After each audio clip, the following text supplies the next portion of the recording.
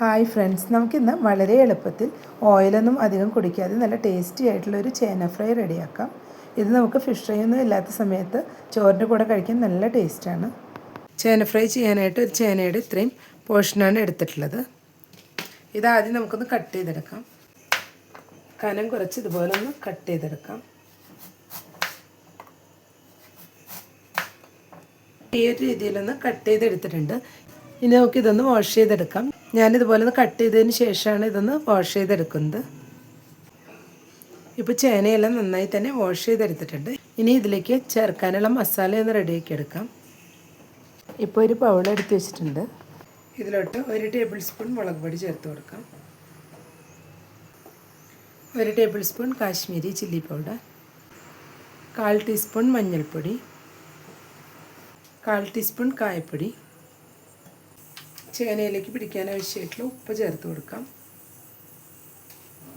ഉപ്പ് ചേർക്കുമ്പോൾ കുറച്ച് കുറവ് ചേർത്ത് കൊടുത്താൽ മതിയാവും. വെജിറ്റബിൾസ് ആകുമ്പോൾ പെട്ടെന്ന് തന്നെ അതിൽ ഉപ്പ് പിടിച്ചു വരും.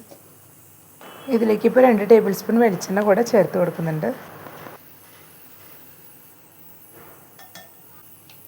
ഇതെല്ലാം കൂടെ ഒന്ന് മിക്സ് ചെയ്തെടുക്കാം. നമ്മൾ ഫിഷ് ഫ്രൈ ചെയ്യാൻ മസാല മിക്സ് ചെയ്തെടുക്കുന്ന അതേ രീതിയിലാണ് ഇതും മിക്സ് ചെയ്തെടുത്തിട്ടുള്ളത്. ഇനി ഇതിലോട്ട് വാഷ് ചെയ്ത് വെച്ച് ചേനയുടെ പീസസും കൂടി ചേർത്ത് കൊടുക്കാം. ഇതിലേക്ക് വെള്ളം ഒട്ടും തന്നെ ചേർത്ത് കൊടുക്കേണ്ട ആവശ്യമില്ല. ഇനി ഇതെല്ലാം കൂടെ നന്നായി തന്നെ ചേനയിലത് പിടിച്ചു വരണം. നന്നായി ഒന്ന് മിക്സ് ചെയ്ത് കൊടുക്കാം. ഇപ്പോൾ ചേനയിൽ മസാലയെല്ലാം നന്നായി തന്നെ മിക്സ് ചെയ്ത് കൊടുത്തിട്ടുണ്ട്. ഇനി നമുക്കിതൊരു 5 മിനിറ്റ് വെച്ച ശേഷം ഫ്രൈ ചെയ്തെടുക്കാം. ഇനി നമുക്ക് ചേനയൊന്ന് ഫ്രൈ ചെയ്തെടുക്കാം. അതിനായിട്ട് ഒരു പാൻ വെച്ച് ഓയിൽ ഒഴിച്ച് കൊടുത്തിട്ടുണ്ട്. ഇതിലോട്ട് ഓരോ ചേന പീസായിട്ടിട്ട് ഫ്രൈ ചെയ്തെടുക്കാം.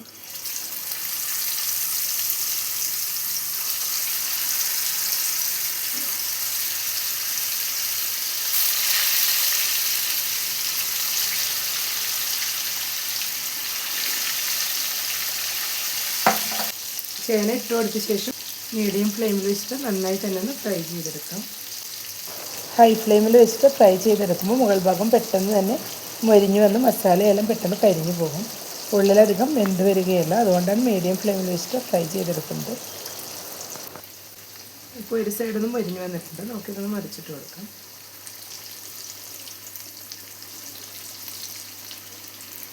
വീഡിയോ കണ്ടുകൊണ്ടിരിക്കുമ്പോൾ ഇഷ്ടപ്പെടുകയാണെങ്കിൽ ലൈക്ക് ചെയ്യാനും ഷെയർ ചെയ്യാനും സബ്സ്ക്രൈബ് ചെയ്യാത്തവരൊന്ന് സബ്സ്ക്രൈബ് ചെയ്ത് സപ്പോർട്ട് ചെയ്യാനും മറക്കരുത്.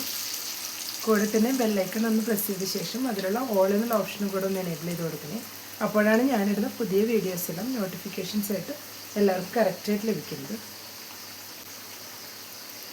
ഇപ്പോൾ എല്ലാം ഒന്നും മറിച്ചിട്ട് കൊടുത്തിട്ടുണ്ട്.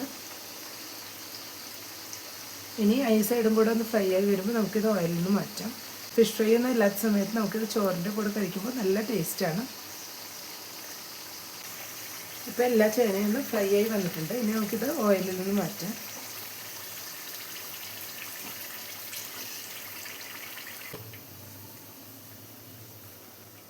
ഇനി ബാലൻസുള്ള ചേനയെ ഇതുപോലെ ഒന്ന് ഫ്രൈ ചെയ്തെടുക്കാം. നമുക്കധികം ഓയിലൊന്നും കുടിക്കാതെ കുറച്ച് ഓയിലിൽ തന്നെ ചേന ഫ്രൈ റെഡിയാക്കി എടുക്കാം.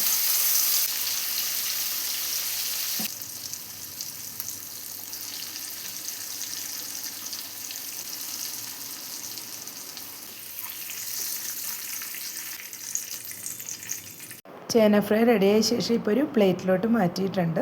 നല്ല ക്രിസ്പിയും ടേസ്റ്റി ആയിട്ടുള്ള ചേന ഫ്രൈ ആണ്. കുട്ടികൾക്കെല്ലാം ലഞ്ച് ബോക്സിൽ കൊടുത്തയച്ചാലും നല്ല ഇഷ്ടപ്പെടും. അപ്പോൾ എല്ലാവരും ഈ രീതിയിലൊന്ന് ട്രൈ ചെയ്ത് നോക്കുക. ഇഷ്ടപ്പെട്ടെങ്കിൽ ലൈക്ക് ചെയ്യാനും സപ്പോർട്ട് ചെയ്യാനും കൂടെ തന്നെ ഫീഡ്ബാക്ക്സ് ഉണ്ടെങ്കിൽ അറിയിക്കാനും മറക്കരുത്. Thank you.